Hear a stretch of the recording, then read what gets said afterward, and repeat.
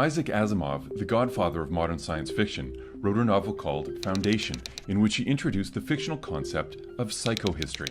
The idea behind psychohistory was that while you can't perfectly predict the behavior of a single individual, with enough data on enough variables and sufficiently advanced mathematics, you could predict the broad patterns of human history.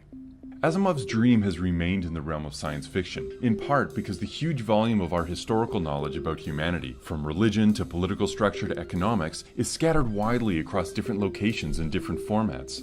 But, believe it or not, fiction is now becoming fact. Thanks to a 6-year partnership grant from the Social Sciences and Humanities Research Council, a team of scholars from around the world, from fields as diverse as evolutionary biology to psychology to archaeology, are working on a project that's concentrating huge volumes of data on social complexity, warfare, ritual, religion, resources, politics, and economics, all into one place, converting qualitative data into quantitative data and tagging literally every variable in both space and time. This means we'll be able to use all the latest mathematical and statistical techniques to discover new patterns in the story of our species and bring together the sciences and humanities in ways that up till now were barely imaginable. The end result? The most powerful single source on human history ever compiled.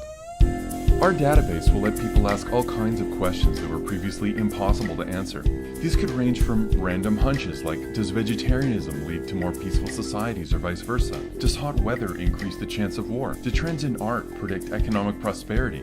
Pretty much anything you can think of. But what the database will also enable us to test are the really big questions that scholars, politicians, and ideologues have been bickering over for centuries. Questions crucial both to Canadians but also to the entire globe.